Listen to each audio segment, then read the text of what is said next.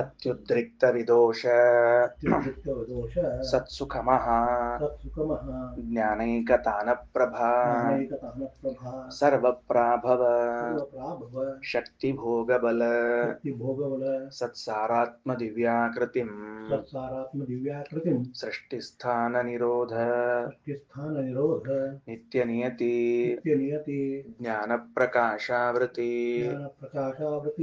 ಧ್ವಾಂತ ಮೋಕ್ಷ ವಿಮೋಕ್ಷದಂ ಹರಿಮಜಂ ನಿತ್ಯಂ ಸದೋಪಾಸ್ಮಹೇ. ಸರಿ, ನೋಡ್ರಿ, ಇವತ್ತು 308ನೇ ಪುಟದಲ್ಲಿ ಏನನ್ನ ಓದ್ಲಿಕ್ಕೆ ಪ್ರಾರಂಭ ಮಾಡ್ತೇವೆ?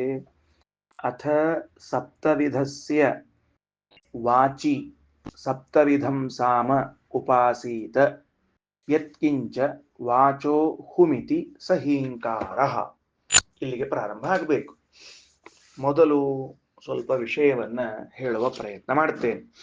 ವಿಷಯದ ನಿರೂಪಣೆ ಆದ ಮೇಲೆ ಒಳಗಡೆಗೆ ವಾಕ್ಯ ಪ್ರವೇಶವನ್ನು ಮಾಡೋಣಂತ. ಶಬ್ದಾರ್ಥ ಮತ್ತೊಂದು ಮೂದೊಂದೆಲ್ಲ ನೋಡೋಣಂತ. ಸಾಮವೇದಿಗಳು, ಆ ಸಾಮವೇದದಲ್ಲಿರುವ ಏನು ಅನೇಕ ಅಂಶಗಳಿವೆಯೋ, ವಿಭಕ್ತಗಳು, ಒಂದೊಂದೊಂದೊಂದೊಂದೊಂದು ಭಾಗಗಳು, ಅದರಲ್ಲಿ 5 ಸಾಮಗಳ ಉಪಾಸನೆಯನ್ನ ಹೇಳಿ ಆಯಿತು. 5 ಸಾಮದ ಉಪಾಸನೆ ಮುಗಿದ ಮೇಲೆ 7 ವಿಧ ಸಾಮದ ಉಪಾಸನೆಯನ್ನ ಇನ್ನು ಮುಂದೆ ಪ್ರಾರಂಭ ಮಾಡ್ಲಿಕತ್ತಾರೆ. ಅದು ಹೀಂಕಾರ, ಪ್ರಸ್ತಾವ, ಉದ್ಗೀತ, ಪ್ರತಿಹಾರ, ನಿಧನ ಅನ್ನುವ 5 ಸಾಮಗಳನ್ನು 5 ಸ್ಥಳಗಳಲ್ಲಿ ಉಪಾಸನೆಯನ್ನ ಮಾಡಿ ತೋರಿಸಿದ್ರು. ಇದು ಹಿಂದೆ ಕಲಿತ ಪಾಠದಲ್ಲಿ ಇದ್ದದ್ದು. ಅದು ಮುಗಿದ ಮೇಲೆ ಇವಾಗ 7 ವಿಧ ಸಾಮದ ಉಪಾಸನೆಯನ್ನು ಹೇಳಲಿಕ್ಕೆ ಹೊರಟಿದ್ದಾರೆ. 7. ಅದರಲ್ಲಿ ಯಾವುದು 2 ಸೇರಿಕೊಂಡವು ಅಂತ ಕೇಳಿದ್ರೆ, ಒಂದು ಆದಿ ಮತ್ತು ಒಂದು ಉಪದ್ರವ ಅಂತ ಸೇರಿಕೊಂಡದ್ದು. ಈ ಉಪದ್ರವ ಸಾಮಕ್ಕೆ ಯಾವ ಭಗವಂತನ ರೂಪ ಕರೆಸಿಕೊಳ್ತದೆ, ಯಾವ ಭಗವದ್ ರೂಪ ಇದೆ ಅಂತ ಕೇಳಿದ್ರೆ, ನರಸಿಂಹ ಅವನು ಉಪದ್ರವ ಸಾಮದ ಸ್ವಾಮಿಯಾಗಿದ್ದಾನೆ. ಅದು ಎಷ್ಟು ಚಂದಾದ ಸಾಮ ಇದೆ ಅಂದ್ರೆ, ಯಾರಾದರೂ ಸಾತ್ವಿಕರಿಗೆ ವಿಘ್ನ ಮಾಡ್ತಿದ್ರೆ ಸಾಧನೆಗಳಿಗೆ, ಅವರ ಜೀವ ನಡೆಸುವುದಕ್ಕೆ ಅಶಕ್ಯವೆನಿಸಿತು ಅಂತಾದಾಗ ಅಂತಹ ದುಷ್ಟರಿಗೆ ಉಪದ್ರವ ಮಾಡುವುದಕ್ಕೇ ಬಂದವನು ನರಸಿಂಹ. ಅದಕ್ಕಾಗಿ ದೇವರಿಗೆ ಉಪದ್ರವ ಅಂತ ಹೆಸರು. ನರಸಿಂಹಸ್ವಾಮಿಯನ್ನ ಉಪದ್ರವ ಅಂತ ಉಪಾಸನೆ ಮಾಡಬೇಕು. ಆಗ ನಮಗೆ ಯಾರಾದ್ರೂ ಉಪದ್ರವ ಕೊಡ್ತಿದ್ರೆ ಅವರು ದ್ರವ ಓಡ್ ಹೋಗ್ಬಿಡ್ತಾರೆ. ಇದು ಈ ಉಪದ್ರವ ಸ್ವಾಮಿಯ ಚಿಂತನೆ. ಈಗ 7 ಆಯ್ತು ಸಾಮ, 5 ಇತ್ತು, 7 ಆಯ್ತು. ಅವರು ಉಪಾಸನೆ ಮಾಡೋರು ಹಂತ ಹಂತವಾಗಿ 5ರಿಂದ 7ಕ್ಕೆ ಏರಿದರವರು ಸಾಮವೇದಿಗಳು. 5ರಿಂದ 7ಕ್ಕೆ ಏರಿದ ಮೇಲೆ ಅವರಿಗೊಂದು ಲಕ್ಷ್ಯ ಬಂತು. ಏನ್ ಬಂತು ಅಂದ್ರೆ, ನಾವಾಡುವ ಮಾತುಗಳಲ್ಲೇ ಈ 7 ಸಾಮ ಪ್ರತಿಪಾದ್ಯನಾದ ಭಗವಂತನಿದ್ದಾನಲ್ವೋ, ಹಾಗಾದ್ರೆ ಮಾತನಾಡುವಾಗ ಮಾತಿನ ಮೇಲೆ ಹಿಡಿತವಿರಬೇಕು, ಮಾತಿನಲ್ಲಿ ಎಚ್ಚರವಿರಬೇಕು. ಯಾಕೆ? ಆಡುವ ಪ್ರತಿವಾಕ್ಯದಲ್ಲೂ ಒಂದು ಭಗವದ್ ರೂಪ ಇರುವಾಗ ಏನಾದರೂ ಇನ್ನೊಬ್ಬರಿಗೆ ಅನಿಷ್ಟವನ್ನ ಬಯಸಿಬಿಟ್ಟರೆ, ದೇವರು ಎಲ್ಲೋ ಇದ್ದು ನೋಡ್ತಿಲ್ಲ, ನೀನಾಡುವ ಮಾತಿನಲ್ಲಿ ಕುಳಿತು ನೋಡ್ತಿದ್ದಾನೆ, ಇನ್ನೊಬ್ಬರಿಗೆ ಅನಿಷ್ಟ ಬಯಸ್ತೀಯಪ್ಪ ಅಂತ ನಮಗೆ ಏನಾದರೂ ಅನಿಷ್ಟವಾಗಿ ಬಿಟ್ಟರೆ, ಇನ್ನೊಬ್ಬರಿಗೆ ಶುಭವನ್ನ ಬಯಸುವಾಗ ಮಾತಿನಲ್ಲೇ ಭಗವಂತ ಕುಳಿತುಕೊಂಡು ನೋಡ್ತಾನಂತೆ. ಯಾವಾಗಲೂ ಇವನು ಇನ್ನೊಬ್ಬರ ಬಗ್ಗೆ ಶುಭವನ್ನೇ ಬಯಸುವ ಮಾತುಗಳನ್ನು ಆಡ್ತಾನಲ್ಲ ಅಂತ ಆ ಮಾತುಗಳಲ್ಲೇ ಕುಳಿತು ಭಗವಂತ ನೋಡ್ತಾನಂತೆ.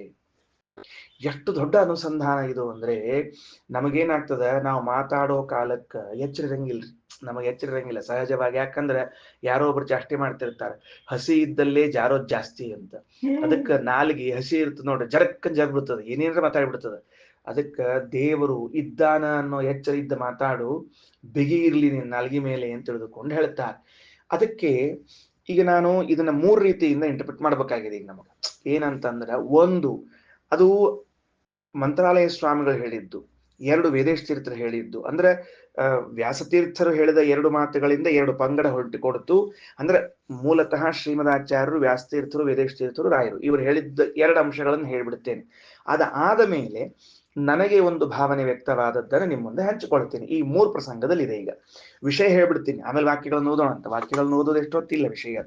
ಏನಾಯ್ತು ಅಂದ್ರೆ, ಈ ಸಾಮಗಳೇನಿದೆಯಲ್ಲ, ಉದಾಹರಣೆಗೆ ಹೀಂಕಾರ, ಪ್ರಸ್ತಾವ, ಉದ್ಗೀತ, ಇದರ ಮೊದಲು ಅಕ್ಷರವನ್ನು ತೆಗೆದುಕೊಂಡ್ಬಿಟ್ರು ಅವರು.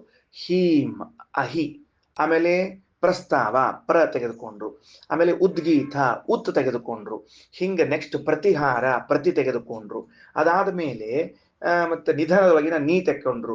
ಇದು ಮುಗಿದ ಮೇಲೆ ಆದಿ ಒಳಗಿನ ಆ, ಉಪದ್ರವದ ಒಳಗಿನ ಉಪ, ಇಷ್ಟ ಅಕ್ಷರಗಳನ್ನ ಒಂದು ಕಡೆಗೆ ನಾವು ತಗೊಂಡ್ಬಿಟ್ರೆ, ಯಾವ ವಾಕ್ಯಗಳು ಈ ಅಕ್ಷರಗಳಿಂದ ಪ್ರಾರಂಭವಾಗ್ತದೋ ಅವುಗಳಲ್ಲಿ ಆ ಸಾಮದಿಂದ ಪ್ರತಿಪಾದ್ಯನಾದ ಭಗವಂತನಿದ್ದಾನೆ ಅಂತ ತಿಳಿದುಕೊಳ್ಳುವುದು.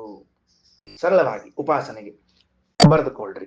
ಏನ್ ಬರ್ಕೋಬೇಕು ಅಂತ ಹೇಳಿದ್ರೆ, ಹೀ ಬೇಡ, ಹೂ ಬರ್ಕೊಡ್ರಿ. ಹುಂ ಅಂತ ಬರ್ಕೋಬೇಕು.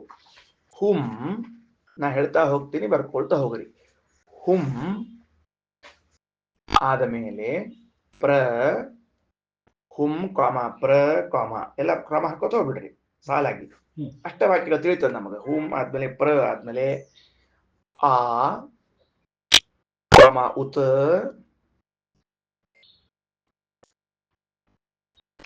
ಪ್ರತಿ, ಉಪ, ನೀ, ಮುಗೀತು. 7 ಹೋಯ್ತು. ನೀ ಮುಗಿದೋಯ್ತು. ಆತೇನು? ಈ 7 ಅಕ್ಷರಗಳಿಂದ ಬರ್ಕೊಡ್ರಿ. ಈ 7 ಅಕ್ಷರಗಳಿಂದ ಪ್ರಾರಂಭವಾಗುವ ಹಾಗೂ ಕೂಡಿರುವ ವಾಕ್ಯಗಳಲ್ಲಿ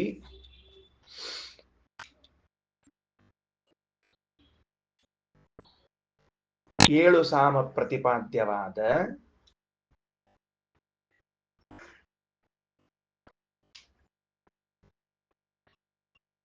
ಭಗವಂತನ 7 ರೂಪಗಳು ಇವೆ. ಆಯ್ತಾ? ಮುಗೀತು, ಚಾಪ್ಟರ್ ಕ್ಲೋಸ್, ಮುಗಿದೋತು. ಈಗ ಒಂದಂಶ ಏನ್ ಕಲ್ಕೊಂಡ್ಬಿಟ್ಟಿ ನಾವು, ಇವು 7 ಅಕ್ಷರ ಎಲ್ಲಿರ್ತಾವೋ, ಅದರಿಂದ ಪ್ರಾರಂಭ ಆಗ್ತಾವೋ ಅಥವಾ ಅದರಲ್ಲಿ ಇರ್ತಾವೋ, ಆಗ ಆ ವಾಕ್ಯದಲ್ಲಿ ಯಾರಿರ್ತಾರೆ 7 ಸಾಮ ಪ್ರತಿಪಾದ್ಯರಾಗಿದ್ದಾರೆ ಅಂತ ತಿಳ್ಕೊಂಡ್ಬಿಡೋದು. ಇದು ಒಂದು ಸಾಮಾನ್ಯ ಅಭಿಪ್ರಾಯ. ಎರಡನೇದ್ದು ಏನ್ ಮಾಡೋದು ಅಂತ ಕೇಳಿದ್ರೆ, ಎರಡನೇ ಕ್ರಮ ಹಿಂಗ ಅಂತಂದ್ರೆ, ಅದು ಮೊದಲನೇದ್ದು ಹೂಮ್ ಅಂತ ಶುರುವಾಗ್ಬೇಕು. ಎಲ್ಲಿ ತನಕ ಹೋಗಿ ನಿಲ್ತದ ಅಂತಂದ್ರ ಎರಡನೇದ ನೋಡ್ರಿ, ಪ್ರ ಅನ್ನೋದು ಬರ್ಕೊಂಡ್ರಿಲ್ಲ, ಹೂಮ್ ಅಂದ್ಕೊಳ್ಳಿ ಪ್ರ ಬರ್ಕೊಂಡ್ರಿಲ್ಲ, ಅಲ್ಲಿವರೆಗೆ ವಾಕ್ಯದವರೆಗೆ ಒಂದು ಭಗವತ್ ರೂಪ. ಆ ಪ್ರದಿಂದ ಪ್ರಾರಂಭ ಆಗಿ ಆ ಅಂತ ಹೋಗಿ ಮುಟ್ಟೋ ತನಕ ಎರಡನೇ ರೂಪ, ಅಲ್ಲಿಂದ ಉತ್ ಅನ್ನೋ ತನಕದ್ದು, ಅಲ್ಲಿಂದ ಪ್ರತಿ ಅನ್ನೋದು, ಅಲ್ಲಿಂದ ಉಪ ಅನ್ನೋದು, ಅಲ್ಲಿಂದ ನೀ ಅನ್ನೋದು, ಇದು ಹಿಂಗ ಕಂಟಿನ್ಯೂ ಇರ್ತದ ಅಂತ ಎರಡನೇ ಪ್ರಕರಣ ಇದು. ಎರಡನೇದು ಗೊತ್ತಾಯ್ತಾ? ಮೊದಲಿಗೆ ನಾವೇನ್ ಮಾಡಿಬಿಟ್ವಿ, ಸಪ್ರೇಟ್ 7 ಸೆಂಟೆನ್ಸ್, ಪ್ರತ್ಯೇಕ 7 ವಾಕ್ಯಗಳಲ್ಲಿ ಅಂತ. ಈಗ ಹಂಗಲ್ಲ. ಅದೇ ವಾಕ್ಯಗಳಲ್ಲಿ ಮುಂದೆ ಹೋಗುವಾಗ ಈ ಅಕ್ಷರ ಶುರುವಾಗಿ ಆ ಅಕ್ಷರ ಬರೋ ತನಕನೂ ಒಂದು ಸಾಮ ಪ್ರತಿಪಾದ್ಯ, ಅಲ್ಲಿಂದ ನೆಕ್ಸ್ಟ್ ಇನ್ನೊಂದು ಸೆಂಟೆನ್ಸ್ ಬರೋ ತನಕ ಆ ಸಾಮ ಪ್ರತಿಪಾದ್ಯ, ಹಿಂಗೂ ಇದೆ ಅಂತ ಬರೀತಾರೆ ರಾಯರು. ಅಂದ್ರೆ ಇದು ವ್ಯಾಸತೀರ್ಥರ ಪಕ್ಷನೇ. ಮೊದಲು ಹೇಳಿದ್ದು ವ್ಯಾಸತೀರ್ಥರು, ವೇದೇಶ ತೀರ್ಥರು, ಶ್ರೀಮದಾಚಾರ್ಯರು. ಎರಡನೇ ಪಕ್ಷ ವ್ಯಾಸತೀರ್ಥರು, ರಾಯರು. ಶ್ರೀಮದಾಚಾರ್ಯ ವಾಕ್ಯವು ಹೌದು ಅದರದ್ದು. ಅದಕ್ಕೆ ಎರಡನೇದ್ದು ಹಿಂಗ 2 ಕ್ರಮ ಆಯ್ತು. ಗೊತ್ತಾಯ್ತಾ? ಈಗ ಹೇಳಿದ್ದೇನಂತೆ ಎರಡನೇ ಕ್ರಮ. ಅದನ್ನ ಹೆಂಗ್ ಬರ್ಕೊಳ್ಳೋದು ಅಂತಂದ್ರೆ ಹೂಮಿಂದ ಮೊದಲುಗೊಂಡು ಪ್ರತಿವರೆಗಿನ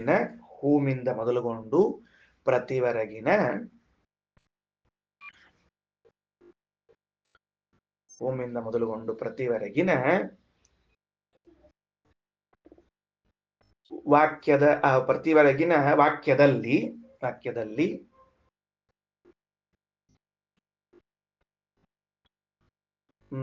ಹೀಂಕಾರ ಸಾಮ ಪ್ರತಿಪಾದ್ಯ, ಹೀಂಕಾರ ಪ್ರದ್ಯುಮ್ನ ಇದ್ದಾನೆ.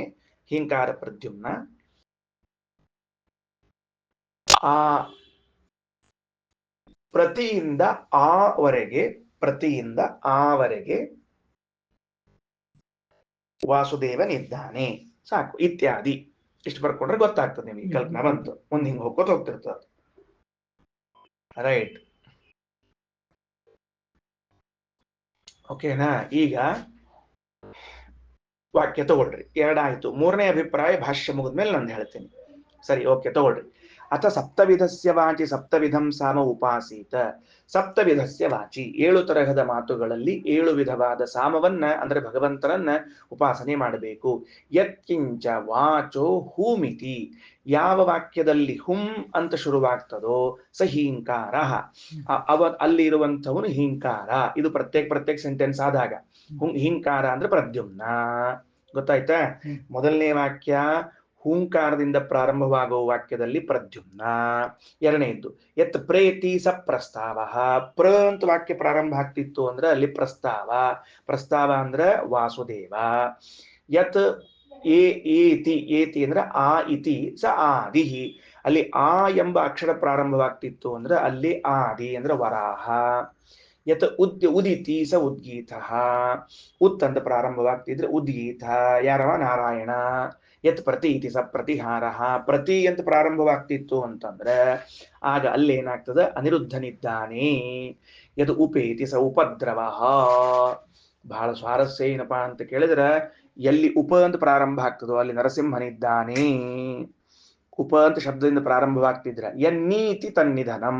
ಎಲ್ಲಿ ನೀ ಅಂತ ಅಕ್ಷರದಿಂದ ಪ್ರಾರಂಭವಾಗ್ತದೋ ಅಲ್ಲಿ ನಿಧನ ಅಂದ್ರೆ ಸಂಕರ್ಷಣ. ಹಿಂಗ 7 ವಾಕ್ಯಗಳಲ್ಲಿ ನೀವು ತಿಳ್ಕೊಳ್ಬೇಕು. ಮುಂದ ಇದು ಒಂದು ಕ್ರಮ ಆಯ್ತೀಗ. ದುಗ್ಧೆ ಅಸ್ಮೈ ವಾಗ್ದೋಹಂ ಯೋ ವಾಚೋದೋಹೋ ಅನ್ನವಾನ್ ಅನ್ನಾದೋ ಭವತಿ ಯ ಏತದೇವಂ ವಿದ್ವಾನ್ ವಾಚಿ ಸಪ್ತವಿಧಂ ಸಾಮ ಉಪಾಸ್ತೆ. ಫಲವನ್ನ ಹೇಳ್ತಾ ಇದೆ.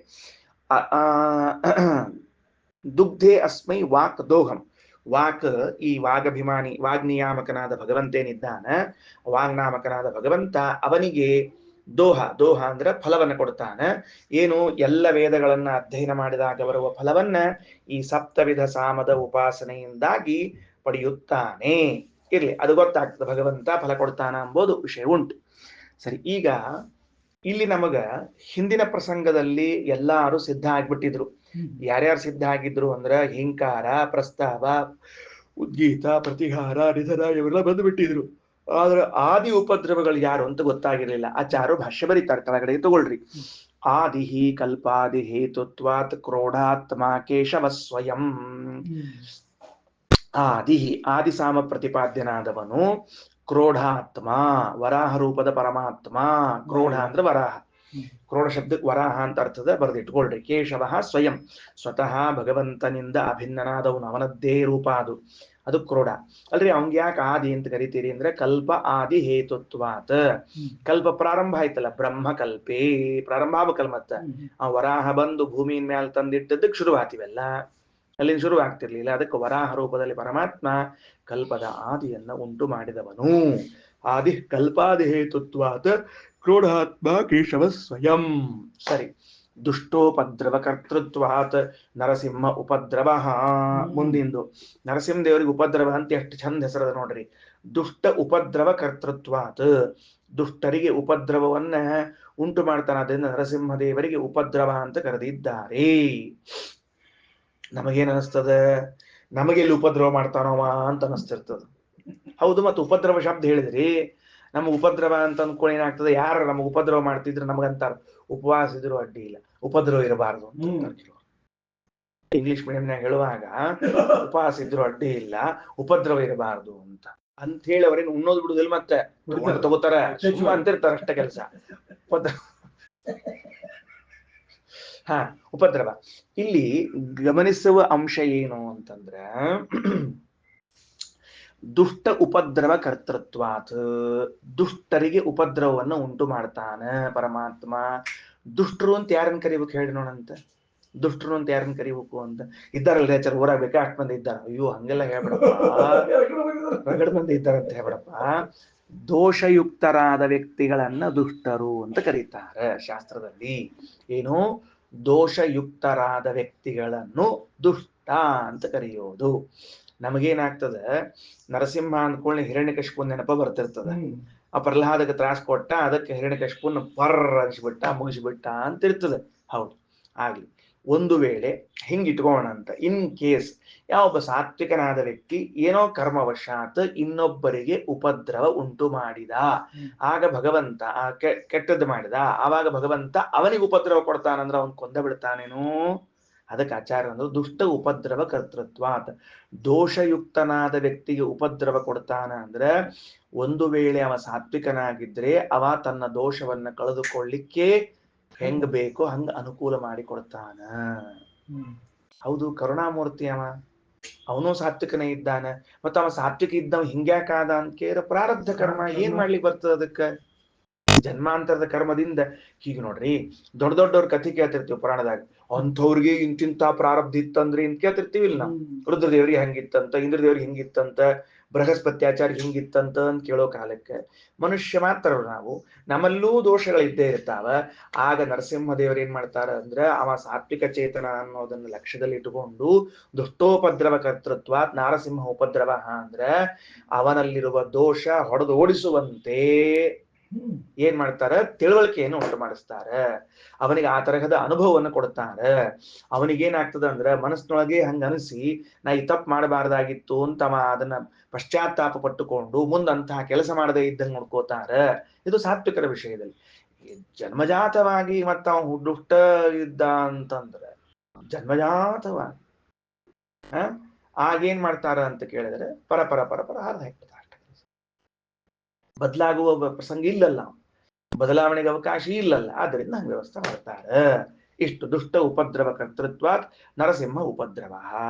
ಮೂಲತಃ ಅರ್ಥ ನಿಮ್ಗೆ ಗೊತ್ತದ, ಅದ ದುಷ್ಟರಿಗೆಲ್ಲ ತ್ರಾಸ ಕೊಡ್ತಾರ ಅಂಬುದು. ಇನ್ನೊಂದು ಅರ್ಥ, ಭಗವಂತನ ಆ ನರಸಿಂಹ ರೂಪವು ಸಾತ್ವಿಕರಿಗೂ ಕ್ಷೇಮವನ್ನ ಮಾಡುವ ಮುಖ ಆಗಬೇಕಲ್ಲ ಅನ್ನೋದಕ್ಕೆ ಆ ಅರ್ಥವನ್ನ ಹೇಳಿದ್ದಷ್ಟೇ. ಓಕೆನಾ? ಆದಿ ಕಲ್ಪಾದಿ ಹೇತುತ್ವಾತ್ ಕ್ರೋಢಾತ್ಮ ಕೇಶವ ಸ್ವಯಂ ದುಷ್ಟೋಪದ್ರವ ಕರ್ತೃತ್ವಾತ್ ನರಸಿಂಹ ಉಪದ್ರವ. ಇಷ್ಟು ಎರಡು ರೂಪಗಳನ್ನು ಪರಿಚಯ ಮಾಡಿಸಿದ್ರು ಶ್ರೀಮದಾಚಾರ್ಯರು. ಇನ್ನ ಹೂಂಕಾರ ಸಹಿತೆ ವಾಕ್ಯೆ ಪ್ರದ್ಯುಮ್ನಸ್ತು ಸದಾ ಸ್ಥಿತ. ಹೂಂಕಾರದಿಂದ ಕೂಡಿಕೊಂಡಿರುವಂತಹ ವಾಕ್ಯದಲ್ಲಿ ಪ್ರದ್ಯುಮ್ನ ಸದಾ ಇರ್ತಾನ. ಸರಿ ಆಯ್ತಾ? ಇನ್ನ ಆಕಾರಯುಕ್ತೆ ವಾರಾಹೋ, ಆಕಾರದಿಂದ ಕೂಡಿರುವ ವಾಕ್ಯದಲ್ಲಿ ವಾರಾಹ ಕಮ ಹಾಕೋಬೇಕಲ್ಲಿ ವರಾಹದೇವರಿದ್ದಾರೆ. ವಾಸುದೇವ ಪ್ರಸಂಯುತೆ, ಪ್ರಸಂಯುತೆ ಪ್ರಕಾರದಿಂದ ಕೂಡಿರುವಂತಹ ವಾಕ್ಯದಲ್ಲಿ ವಾಸುದೇವನಿದ್ದಾನ. ನಾರಾಯಣ ಸ್ಥತೋದ್ಯುಕ್ತೆ, ನಾರಾಯಣಲ್ಲಿದ್ದಾನ. ಉತ್ ಅಂತ ಕೂಡಿರುವಂತಹದ್ದು ಪ್ರತಿಯುಕ್ತೆ ನಿರುದ್ಧಕ, ಪ್ರತಿ ಅಂತ ಕೂಡಿರುವಂತಹ ವಾಕ್ಯದಲ್ಲಿ ಅನಿರುದ್ಧನಿದ್ದಾನೆ. ಉಪಯುಕ್ತೆ ನರಸಿಂಹಶ್ಚ, ಉಪ ಎಂಬ ಅಕ್ಷರದಿಂದ ಕೂಡಿದಾಗ ನರಸಿಂಹನಿದ್ದಾನೆ. ನೀತಿ ಸಂಕರ್ಷಣಸ್ತಥಾ, ನೀ ಅಂತ ಕೂಡಿದ್ರೆ ಸಂಕರ್ಷಣ ಇದ್ದಾನ. ಸರಿ ಆಯ್ತಾ? ವಿಷಯ ತಿಳಿತ್ ನಮಗೀಗ. ಅಭಾವೇ ಯಾವದೇತೆ ಸ್ಯುಹು ತಾವತ್ ತದ್ದೈವತಂ ಸ್ಮೃತಂ. ಈ ವಾಕ್ಯ ಬಹಳ ಚಂದದ. ಏನಂತಾರ? ಹೌದು, ನಾವು ಆ ವಾಕ್ಯವನ್ನು ಹುಡುಕಿದೀಪ. ಪ್ರಾರಂಭದೊಳಗೆ ಇವು ಇದ್ದಿದ್ದೇ ಇಲ್ಲ ನಮಗ, ಇವು ಸಿಗಲೇ ಇಲ್ಲ. ಪ್ರಾರಂಭದೊಳಗೆ ಇವು ಸಿಗಬೇಕಾಗಿತ್ತು, ಮತ್ತು ಪ್ರಾರಂಭದಾಗ ಇವು ಸಿಗಲೇ ಇಲ್ಲ. ಮತ್ತ ಹಂಗಾರೆ ಯಾರಂತ ತಿಳ್ಕೋಬೇಕು?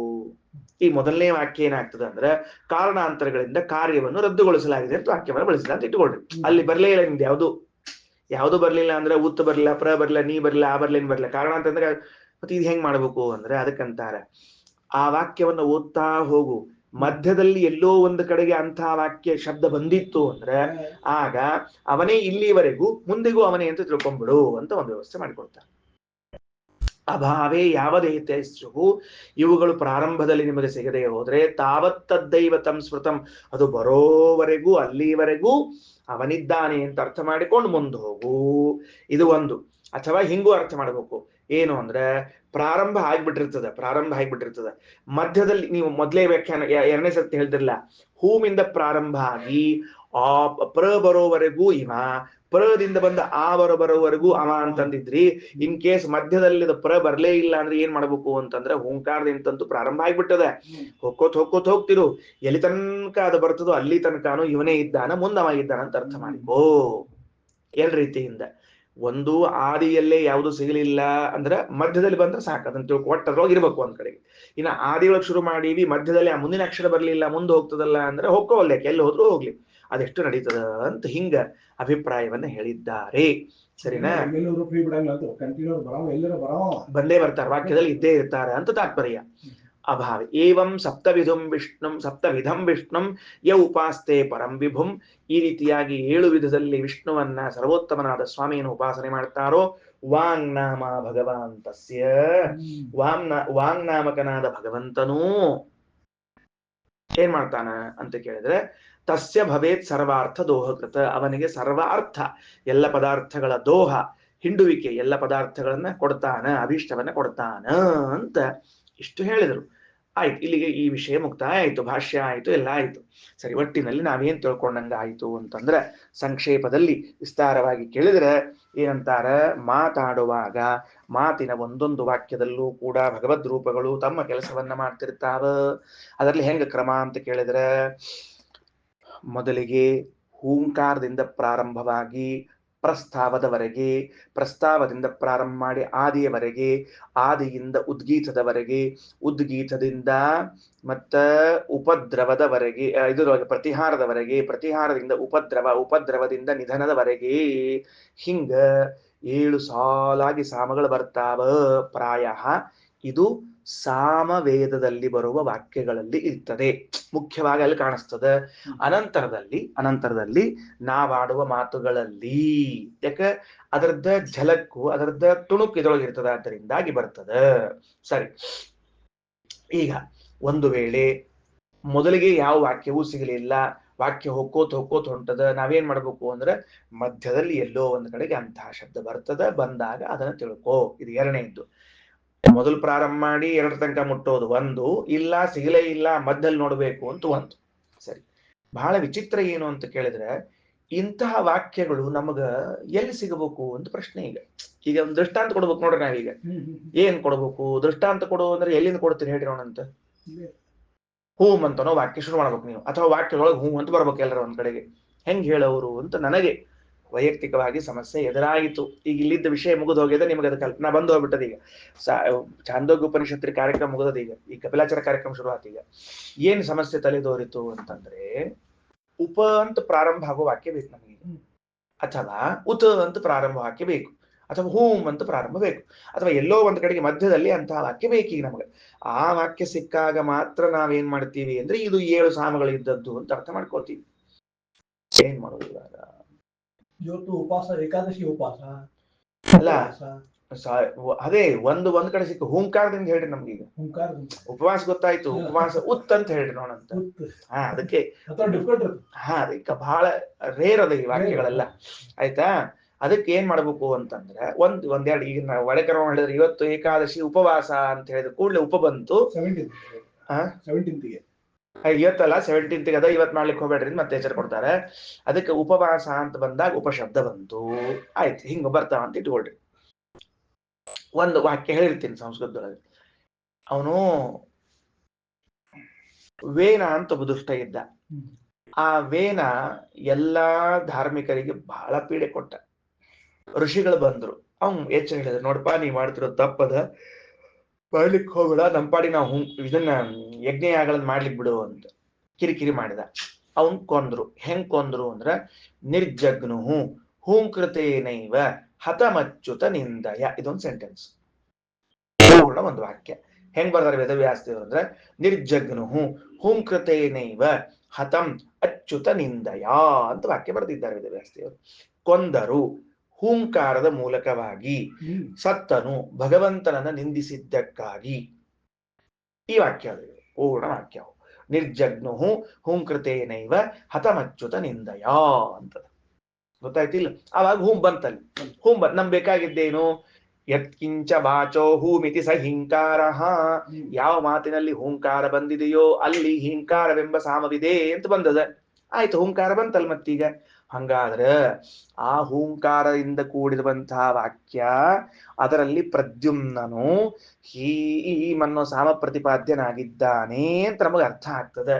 ಇಡೀ ಭಾಗವತಕ್ಕ ಒಂದು ಹೊಸ ಮುಖ ಸಿಕ್ತು ನಮ್ಗೆ. ಗೊತ್ತಾತಿಲ್ಲ ಅಂತ ಹೇಳಿದ್ ಹೊಸ ಮುಖ ಸಿಕ್ತು ಅಂತ. ಆಗ ನೋಡ್ರಿ ಎಷ್ಟು ಸ್ವಾರಸ್ಯದ. ಅವರು ಕೊಲ್ಲುವುದಕ್ಕೆ ಏನ್ ಮಾಡಿದ್ರು ಅಂದ್ರೆ ಯಾವ ಪಿಸ್ತೂಲನ್ನು ಉಪಯೋಗಿಸ್ಲಿಲ್ಲ, ಯಾವ ಬಾಣಗಳನ್ನು ಉಪಯೋಗಿಸ್ಲಿಲ್ಲ. ಉಪಯೋಗಿಸಿದ್ರೆ ಹೇಳ್ರಿ, ಯಾವ ಬಾಣ, ಪಿಸ್ತೂಲು, ಖಡ್ಗ, ಭರ್ಜಿ ಯಾವುದನ್ನು ಉಪಯೋಗಿಸ್ಲಿಲ್ಲ. ಅಂತ ಹೇಳಿದ್ರು. ಎಲ್ಲರೂ ಸೇರಿಕೊಂಡು ಅಲ್ಲಿರುವಂತಹ ಋಷಿಗಳೆಲ್ಲ ಸೇರಿಕೊಂಡು ಅಂದ್ರು. ಅವರು ಅಂದದ್ದಕ್ಕೆ ಅವನ ಜೀವ ಹೋಯ್ತು, ಅವನ ಜೀವನೇ ಹೋಗ್ಬಿಡ್ತು. ಯಾಕೆ ಅಂದ್ರೆ ಅವರು ಎಷ್ಟು ಗಟ್ಟಿಯಾಗಿ ಹೂಂಕಾರದ ಉಪಾಸನೆ ಮಾಡಿದ್ರು ಅಂದ್ರೆ ನಿರ್ಜಗ್ನುಹು ಹುಂಕೃತೇನೈವ ಹತಮಚ್ಯುತನಿಂದಯ ಅಂದ್ರ ಯತ್ಕಿಂಚ ವಾಚೋ ಹೂಮಿತಿ ಸ ಹೀಂಕಾರ. ಆ ಪ್ರದ್ಯುಮ್ನನಿಂದ ಪ್ರತಿಪಾದ್ಯವಾದ ಹೀಂಕಾರ ಸಾಮವನ್ನು ಉಪಾಸನ ಮಾಡಿ ಮಾಡಿ ಮಾಡಿ ಅವರು ಅಂತ ಅಂದದ್ದಕ್ಕೆ ಸತ್ತೇ ಹೋಗ್ಬಿಟ್ಟ ಪ್ರಾಣಿ. ಕಲ್ಪನಾ ಬಂತ ಉಪಾಸನೆಯ ಮಹತ್ವ ಹೆಂಗಿರ್ತದ, ಅದಕ್ಕೆ ಆಡೋ ಕಾಲಕ್ಕೆ ಮಾತು ಲಕ್ಷ ಇಟ್ಕೊಂಡಾಡ್ರಿ ಅಂತ ಯಾಕೆ ಹೇಳ್ತಾರ ಅಂತ ಇದಕ್ಕೆ ಹೇಳಿತ್ತು. ಇಲ್ಲಿ ಸಾಮ ಇರೋದು ಹೀಂಕಾರ, ವಾಕ್ಯದಲ್ಲಿ ಬರೋದು ಹುಂಕಾರ, ಇಷ್ಟು ವ್ಯತ್ಯಾಸದ ಅದು ಇರೋದು. ಅದು ಹಂಗೆ ವ್ಯವಸ್ಥೆ ಹೇಳಿದ್ದಾರ ತಿಳ್ಕೋಬೇಕು ನಾವು. ಅಟ್ಟ ಸಾಮ ಇರೋದು ಹೀಂಕಾರ, ಮಾತಿನಲ್ಲಿ ಬರೋದು ಹೂಂಕಾರ. ಸರಿ ಆಯ್ತಾ? ನಿರ್ಜಗ್ನುಹು ಹುಂಕೃತೇನೈವ ಹತಮಚ್ಯುತ ನಿಂದಯ ಅಂತ ಒಂದು ದೃಷ್ಟಾಂತ ಸಿಕ್ತು ನಮಗೆ. ಆ ವಾಕ್ಯದಲ್ಲಿ ಯಾರಿದ್ದಾರೆ? ಪ್ರದ್ಯುಮ್ನ ಇದ್ದಾನೆ ಅಂತ ಗೊತ್ತಾಯ್ತು. ಓಕೆ, ಇದರಂತೆ ಮುಂದೆ ಹೋಗ್ಕೋತ ಹೋದ್ರೆ ಏನ್ ಸಿಗ್ತದ? ಯತ್ ಪ್ರ ಇತಿ ಪ್ರಸ್ತಾವ. ಪ್ರ ಅನ್ನೋ ಮಂತ್ರ ಬರಬೇಕು, ಬರ್ತದ. ಆ ಪ್ರ ಅಂತ ಅನ್ನೋ ಮಂತ್ರದಲ್ಲಿ ಬಂದಾಗ ಅವ ಯಾರು ಬರ್ತಾನ ಅಂತ ಕೇಳಿದ್ರೆ ವಾಸುದೇವ ಬರ್ತಾನ, ಅಂದ್ರೆ ಭಗವದ್ ರೂಪ ಬರ್ತದ. ಇದಿಷ್ಟು ಒಂದಂತ. ಈಗ ನನ್ನ ಅಭಿಪ್ರಾಯವೇನು ಅಂತಂದ್ರೆ, ಒಂದು ವೇಳೆ ಈ ಅಕ್ಷರಗಳು ಸಿಗಲಿಲ್ಲ ಅಂತ ಇಟ್ಕೊಳ್ರಿ, ಅಬ್ ಕ್ಯಾ ಕರ್ನಾ? ಅಕ್ಷರ ಮಿಲಾ ತೋ ಮಿಲಾ, ನೈ ತೋ ಕ್ಯಾ ಕರ್ನಾ ಅಭಿ ಅಂತ ಪ್ರಶ್ನೆ ಇದೆ. ಏನ್ ಮಾಡೋದು ಅಂತಂದ್ರೆ, ಹಾಗೆ ಮಾಡಬೇಡ್ರಿ, ಹೀಗೆ ಮಾಡಿಕೊಳ್ರಿ. ಏನ್ ಮಾಡ್ರಿ ಅಂದ್ರೆ, ಆ ಅರ್ಥಗಳು ಬರುವ ವಾಕ್ಯಗಳಿವೆಯಾ ಅಂತ ನೋಡ್ರಿ. ಇದು ನನ್ನ ಅಭಿಪ್ರಾಯ. ಆ ವಾಕ್ಯಗಳು ಬರುವಂತ, ಆ ಅರ್ಥಗಳು ಬರುವಂತ. ಉದಾಹರಣೆಗೆ ಪ್ರಸ್ತಾವ ಅಂತದ. ಪ್ರಸ್ತಾವ ಅಂದ್ರೆ ಏನು? ಪ್ರಾರಂಭ, ಪ್ರಶಂಸೆ, ಇದು ಇಚ್ಛೆ, ಇದು ಪ್ರಸ್ತಾವ ಅಂತ. ಅವರು ವರನ್ ಪ್ರಸ್ತಾವ ಮಾಡಿದ್ರು, ಕನ್ಯಾ ಪ್ರಸ್ತಾವ ಮಾಡಿದ್ರು ಅಂತ ಅಂತಿರ್ತೀವಿ. ವರ ಕನ್ಯಾ ಪ್ರಸ್ತಾವ ಆಯಿತು ಅಂತ. ಹಾಗಾದ್ರೆ ಆ ಅಭಿಪ್ರಾಯ ಬರುವಂತಹ ವಾಕ್ಯಗಳೇನಾದರೂ ಇದ್ದರೂ ಅದರಲ್ಲಿ ಆ ಸಾಮವನ್ನ ಹೇಳಿ ಅದರ ಅರ್ಥವಾದ ಭಗವಂತನನ್ನು ಚಿಂತನೆ ಮಾಡ್ರಿ. ಉದಾಹರಣೆಗೆ ಈಗ ಹೂಂಕಾರ ಏನ್ ಮಾಡ್ತದ ಅಂದ್ರೆ ಆದೇಶವನ್ನು ಕೊಡುವಂತ ಅಂತಾನವ.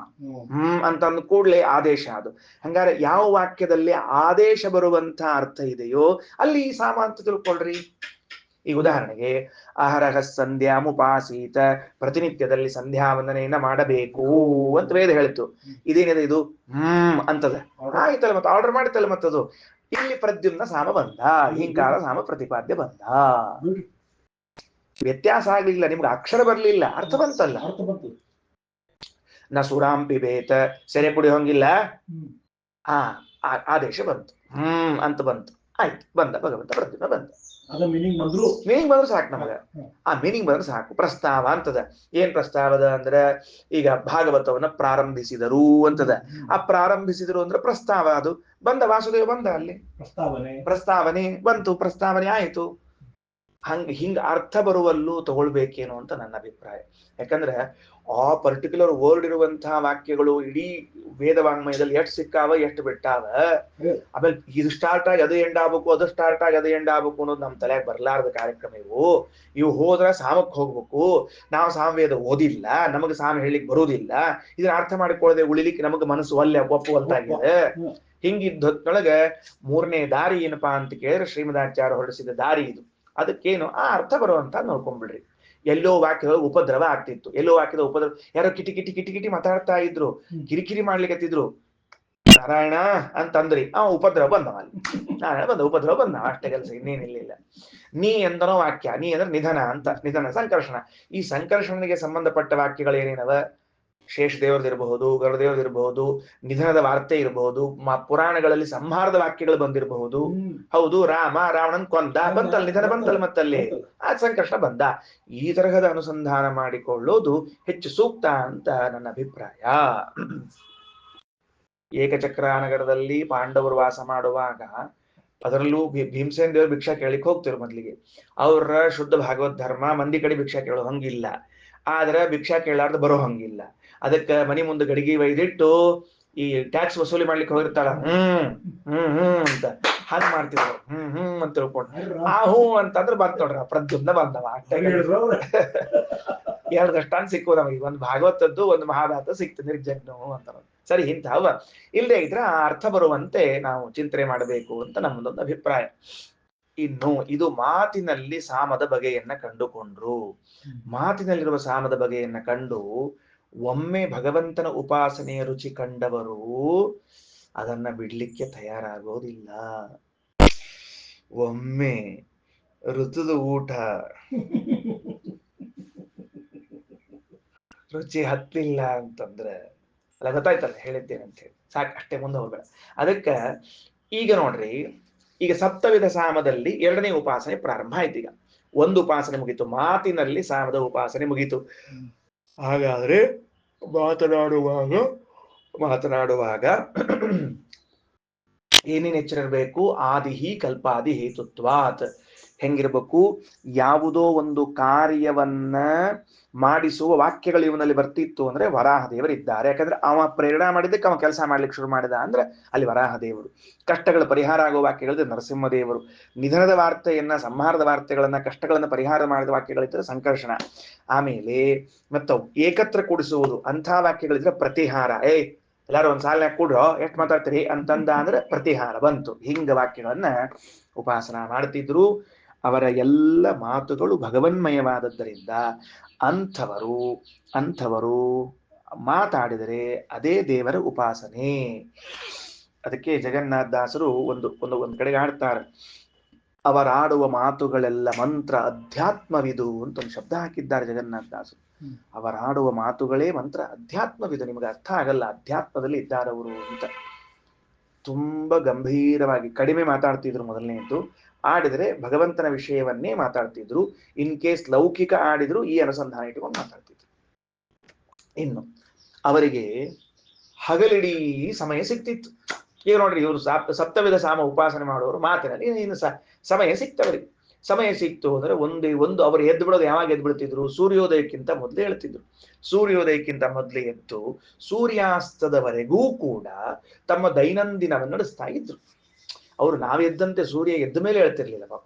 ಅವ್ರಿಗೆ ಹಂಗೆಲ್ಲ ಇದು ಇರ್ಲಿಲ್ಲ, ಸೂರ್ಯ ಎದ್ದ ಮೇಲೆ ಹೇಳ್ಬೇಕು ಅಂತ ಕಂಡೀಷನ್ ಇದ್ದಿದ್ದಿಲ್ಲ ಅವರಿಗೆ. ನಾವ್ ಹೇಳ್ತೀವಿ ಹಂಗೆಲ್ಲ, ನಮ್ಗೆ ಸಂಕೋಚ ಇಲ್ಲ, ಸೂರ್ಯ ಎದ್ದ ಮೇಲೆ ಹೇಳ್ಬೇಕು ನಾವು. ಅದಕ್ಕೆ ಸೂರ್ಯ ಅವನಿಗೆ ಸಂಕೋಚ ಆಗಬೇಕು, ನೀ ಎದ್ದಿಲ್ಲ ಇನ್ನು, ನಾನೇ ಬಂದ್ಬಿಟ್ಟೆ ಅಂತ ಹೇಳ್ಬೇಕಂತೆ. ಹಂಗಾಗ ಅದಕ್ಕೆ ಸೂರ್ಯೋದಯಕ್ಕಿಂತ ಮೊದಲೇ ಎದ್ದು ವಿದ್ಯಾರ್ಥಿ ಸ್ವಲ್ಪ ಮಂದ ಬುದ್ಧಿ ವಿದ್ಯಾರ್ಥಿ ಪಾಪ. ಆ ಮಂದ ಬುದ್ಧಿ ಅಂದ್ರೆ ಏನು? ಚುರುಕು ಮಂದ ಬುದ್ಧಿ. ಅವ ಶಾಲೆಗೆ ತಡ ಮಾಡಿ ಬಂದ. ಶಾಲೆಗೆ ತಡ ಮಾಡಿ ಬಂದ ಕೂಡಲೇ ಮೇಷ್ಟ್ರ ಕೇಳಿದ್ರು. ಏನ್ ಕೇಳಿದ್ರು? ಇಷ್ಟೊತ್ತಿಗ ಬರೋದು ಅಂತ ಕೇಳಿದ್ರು. ಅವ್ನು ಲೇಟ್ ಆಗಿ ಬಂದಿದ್ದಕ್ಕೆ ಇಷ್ಟೊತ್ತಿಗ ಬರೋದು ಅಂತ ಕೇಳಿದ. ಅವೇನ್ ಹೇಳಿದ ಗೊತ್ತಾ? ನಾನು ಬಹಳ ಬೇಗನೆ ಬಂದ್ಬಿಟ್ನಾ, ಹಾಗಾದ್ರೆ ಹೊಳ್ಳಿ ಹೋಗ್ತೇನೆ ಅಂತ ಹೊಳ್ಳಿ ಹೊರಟು ಬಿಟ್ಟ. ಬಹಳ ಅರ್ಲಿ ಆಯ್ತಾರ ಬಂದದ್ದು ಅಂತ ಹೊಳ್ಳಿ ಹೊಟ್ಟ. Too early. ಅದಕ್ಕೆ ಮೇಷ್ಟ್ರ ಮುಂದೆ ಹೇಳಿದಂತೆ, ನಮ್ಮ ಅಮ್ಮನಿಗೆ ಹೇಳಿದೆ ತುಂಬಾ ಅರ್ಲಿ ಆಗ್ತೆ ಕಳಿಸ್ಬೇಡ ಅಂತ, ಆದ್ರೂ ಕಳಿಸಿದ್ರು ನಮ್ಮಮ್ಮ ಅಂತ ಹೇಳ.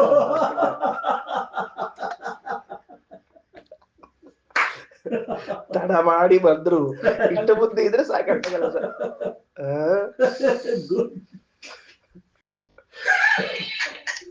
ಇವರು ಈ ಮುಂದಿನ ಸಾಮೋಪಾಸಕರು ಮಾತಿನಲ್ಲಿ ಸಾಮ ಉಪಾಸನೆ ಮಾಡಿ ಆದ ಮೇಲೆ ಹೊರಗಡೆಗೆ ಇನ್ನೆಲ್ಲಿ ಸಾಮದ ಉಪಾಸನೆ ಮಾಡ್ಲಿಕ್ಕೆ ಬರ್ತದೆ ಅಂತ ಕಾಯ್ತಾ ಇದ್ದವರು ಸೂರ್ಯೋದಯದಿಂದ ಮೊದಲುಗೊಂಡು ಅಂದ್ರೆ ಹಿಂದೆ ಎದ್ದು ಸೂರ್ಯಾಸ್ತದವರೆಗಿನ ಭಾಗಗಳನ್ನ 12 ಮತ್ತು ಮಿಕ್ಕೊಂದ್ ಸ್ವಲ್ಪ ತಾಸನ್ನ 7 ಭಾಗಗಳನ್ನಾಗಿ ಮಾಡಿಬಿಟ್ರು.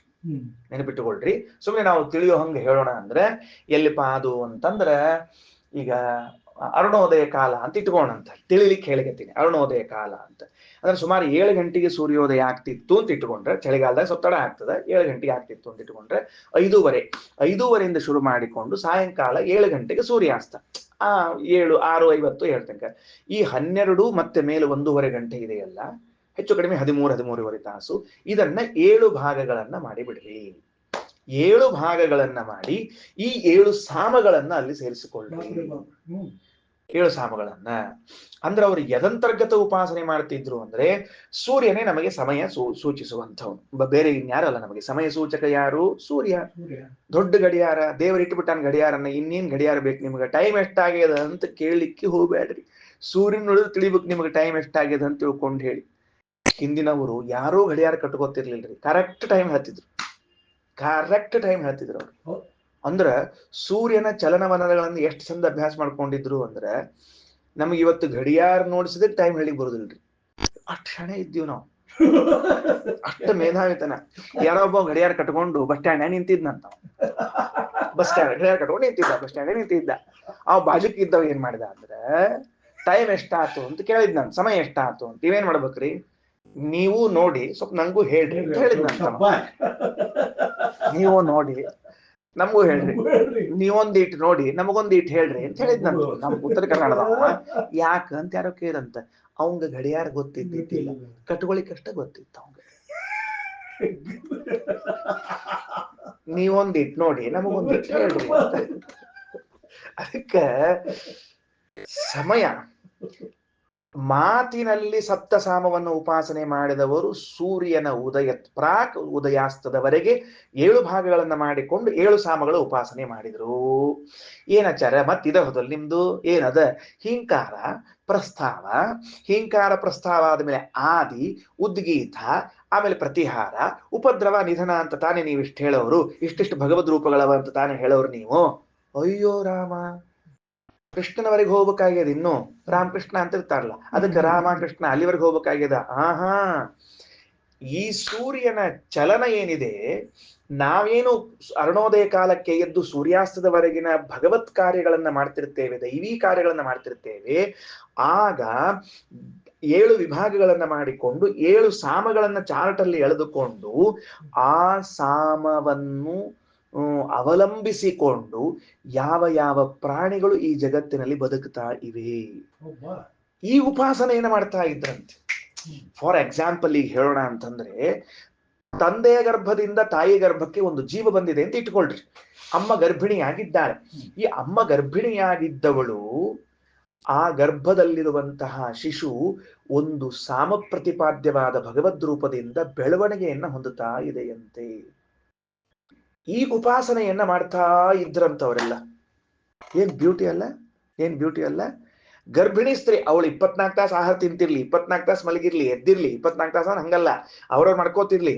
ಆದ್ರೆ ಬೆಳವಣಿಗೆಗೆ ಪರ್ಟಿಕ್ಯುಲರ್ ಟೈಮ್, ಪರ್ಟಿಕ್ಯುಲರ್ ವ್ಯವಸ್ಥೆ, ಅದಕ್ಕೊಂದು ಭಗವತ್ ರೂಪ. ಅದು ಎಂಥ ಅನುಸಂಧಾನ ಇದು. ಅದು ಈ ಸಾಮಕ್ಕೆ ಸಂಬಂಧಪಟ್ಟದ್ದು. ವಿಶೇಷವಾಗಿ ಪ್ರತಿಹಾರವೆಂಬ ಸಾಮ. ಆ ಪ್ರತಿಹಾರವೆಂಬ ಸಾಮ ಬರ್ತದ, ಎಲ್ಲ ಶ್ರೀಮದಾಚಾರ್ಯರೇ ಹೇಳಿಕೊಟ್ಟದ್ದು. ಪ್ರತಿಹಾರವೆಂಬುವಂತಹ ಸಾಮ ಇದೆಯಲ್ಲ, ಆ ಸಾಮದಿಂದ ಪ್ರತಿಪಾದ್ಯನಾದ ಅನಿರುದ್ಧನಿಗೆ ಒಂದು ಪಿರಿಯಡ್, ಒಂದು ಟೈಮ್. ಆ ಪಿರಿಯಡಿನಲ್ಲಿ ಗರ್ಭದ ವೃದ್ಧಿಗಳು, ಗರ್ಭದ ಕೆಲಸಗಳೆಲ್ಲ ವಿಶೇಷವಾಗಿ ಆಗುವುದು. ವಿಶೇಷವಾಗಿ ಇನ್ ದ ಸೆನ್ಸ್, ಅದು ಈಗ ಫ್ಯಾಕ್ಟ್ರಿ ನಡೀತಾ ಇರ್ತದ, ಅದ್ರ ಪಾಡಿಗೆ ಅದಾಗ್ತಿರ್ತದ. ಆದ್ರೆ ಒಂದು ಸಮಯ ಅಂತ ಇದೆಯೋ ಇಲ್ಲ ಅದಕ್ಕೆ. ವರ್ಕರ್ಸ್ ಬರೋ ಟೈಮಿಂಗು ಅಂತದ, ವರ್ಕರ್ಸ್ ಪ್ರಾಡಕ್ಟ್ ಎಲ್ಲಾ ಕಾಲಕ್ಕೆ ಸಾಮಾನ ಆಗ್ತಿರ್ತವೆ. ಹಂಗಾಗುದಿಲ್ಲ.